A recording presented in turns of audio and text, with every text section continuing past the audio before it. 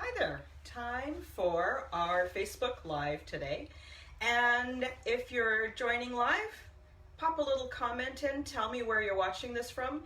If you're catching the replay, that's great. I'd love to hear where you're from as well. So, I want to talk today about the elephant in the room.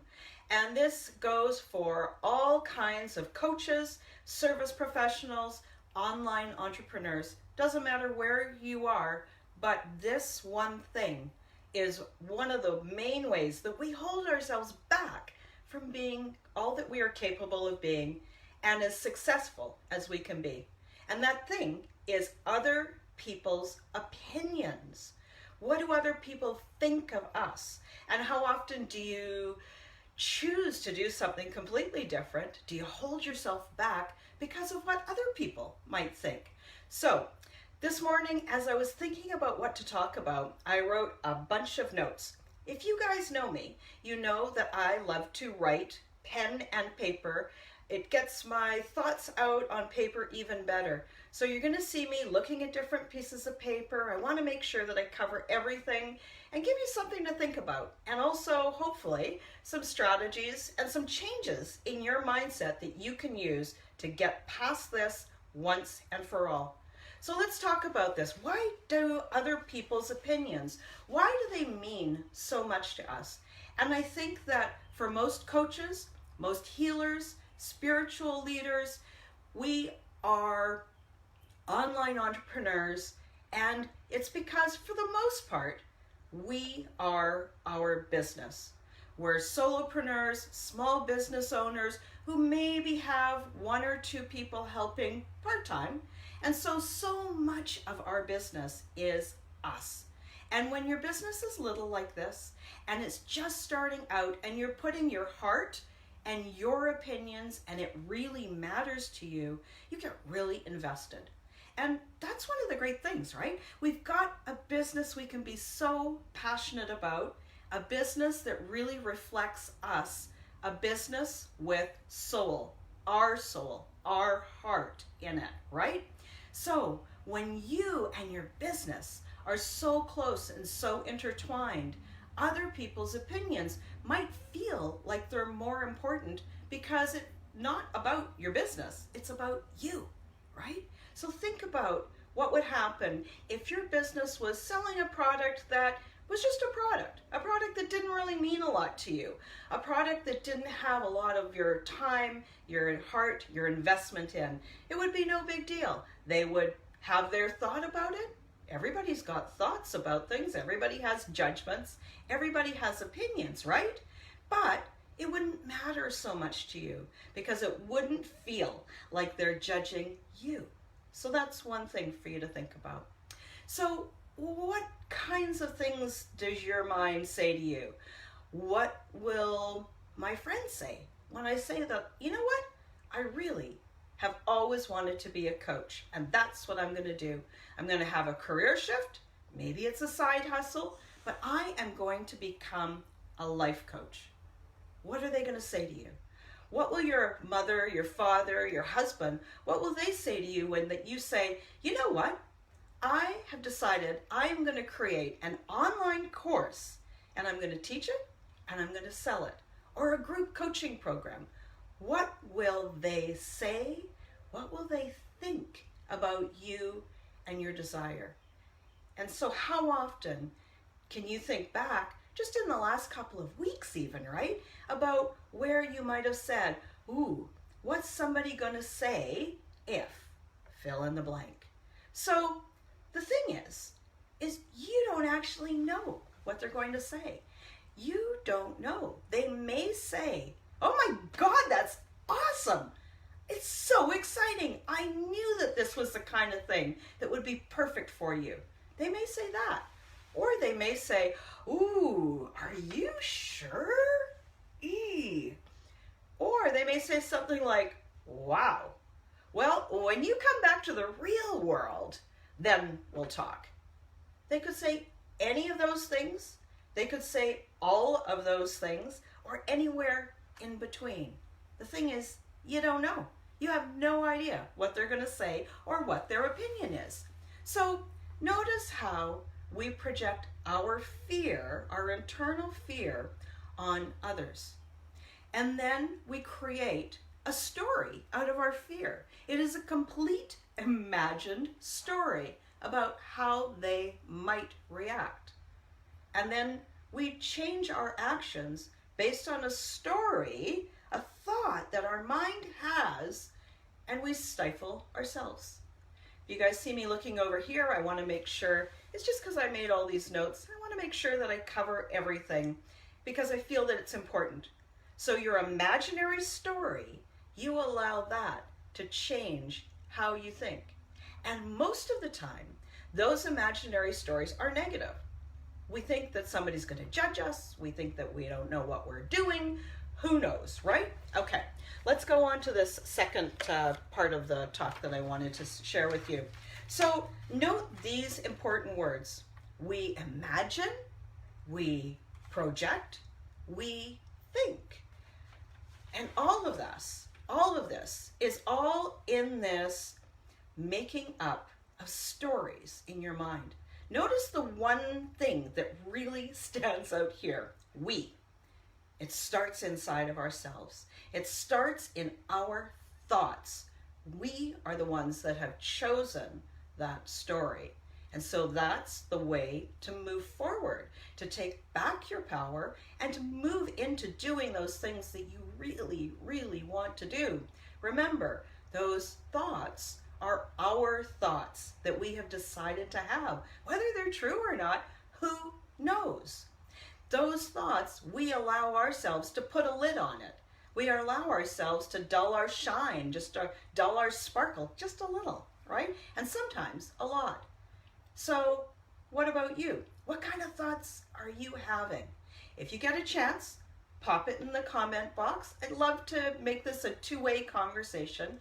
Now you guys know I'm doing this on my phone and I'm not wearing my reading glasses. So if I can't read your comment, don't worry, I'll go back and I'll look at it after the fact and I'll reply to you. Okay, what was I gonna say now?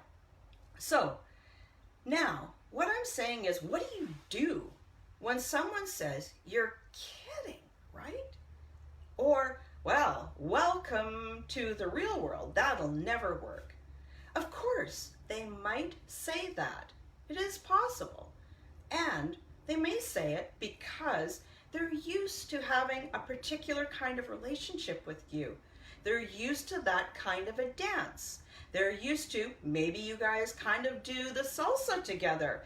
And now you're actually going to change and you're going to do the waltz. That might make them feel a little uncomfortable, unconsciously, but uncomfortable.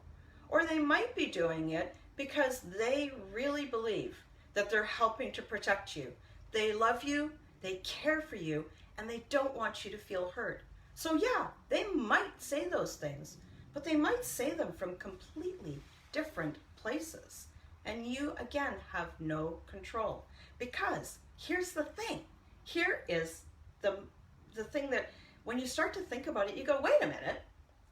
I hold myself back because of how I imagine somebody else might judge me or what their opinion is about what I'm doing, whether they agree with me or don't agree with me.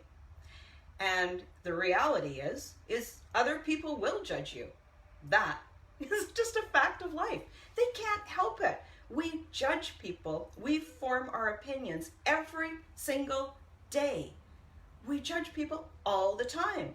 So of course, other people are judging you too. So, have you ever thought about it that way? Now, sometimes it's going to be positive.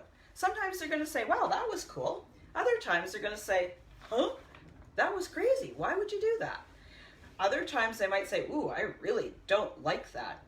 So it's part of life. It is completely part of life to be judging, to be judged.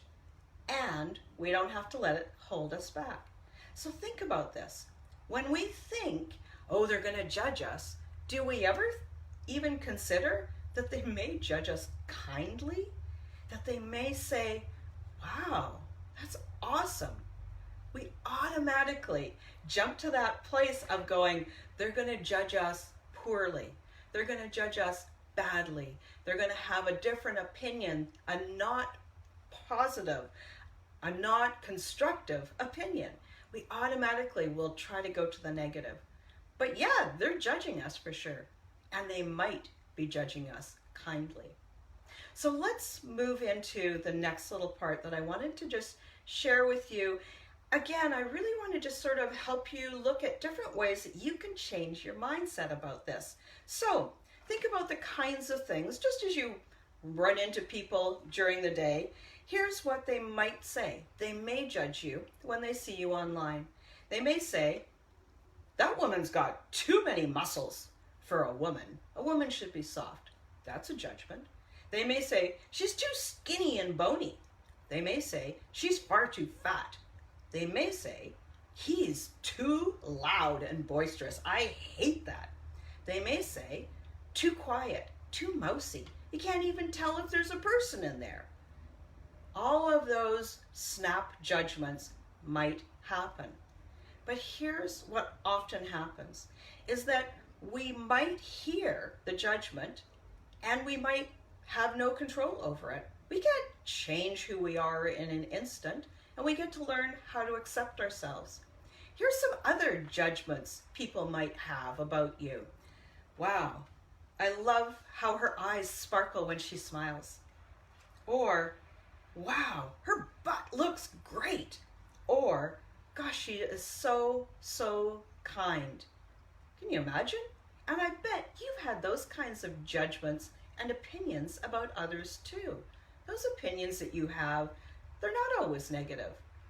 But when we hear those opinions, or we think those opinions, oftentimes we use them as a way to turn the mirror on ourselves. So we might say something like, oh, gosh, I love how her eyes sparkle when she smiles. She just shines from within. And then we turn the mirror on ourselves and say, my eyes never do that. You feel that? How we just squished down. We judged the other person so kindly and used it as a way to squish ourselves. Or, look at this. What about this one?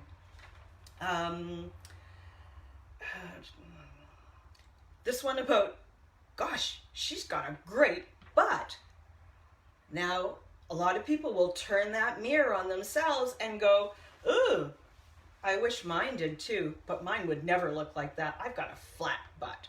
So a compliment to somebody else and turn the mirror on yourself to use it as a way to put yourself down. Or my third example is, God, she is such a kind-hearted person. And then turning the mirror on themselves might sound like, gosh, she is such a kind-hearted person. Why am I not very nice? Self-judgment. So think about it.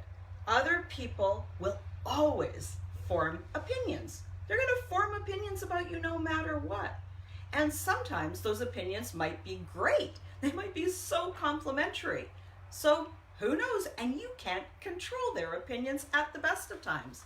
And lots of times, when they're forming other opinions about you, they are often turning the mirror on themselves and using it as a way to put themselves down. So yeah, forming other opinions about you, but it's not really about you. It's not really thinking about you or really judging you. They're really using it as a way to judge themselves. So how often do people judge other people? What do other people's opinions matter? When they happen all the time.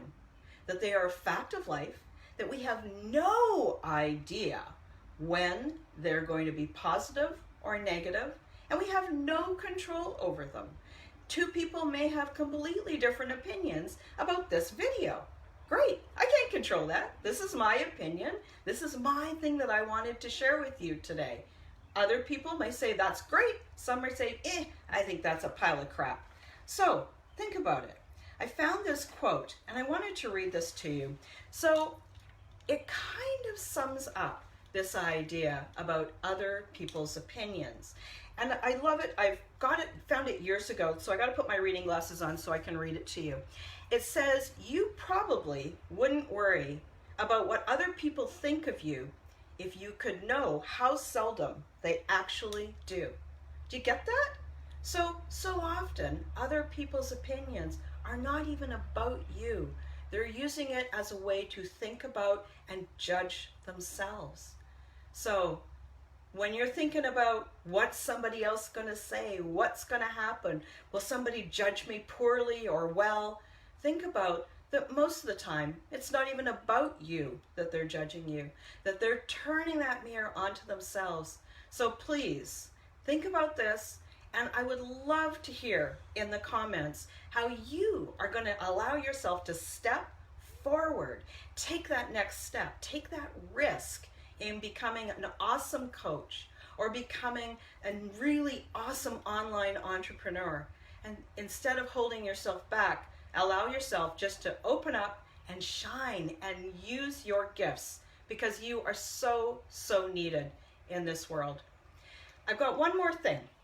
I want you to think about lots of people who watch these videos that I do. If you've always been curious about what it takes to become a successful life coach, I've got something that I wrote for you. It's called The Ultimate Guide to Becoming a Professional Life Coach.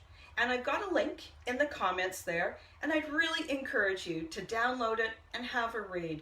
If it's something that you've been thinking about for lots of years, gosh, I'd love to be a coach. I wonder what would happen if. I know it would be something that I would love to do. And you've had that dream for a while. I don't want you to hold back. I want to help you in any way that I can to fulfill that dream, to be successful. So download the guide, have a read through. It gives you just some ideas that you can consider before you decide if it really is something that you would love to do. So I hope you guys have a great day, and we'll talk to you soon. Bye-bye.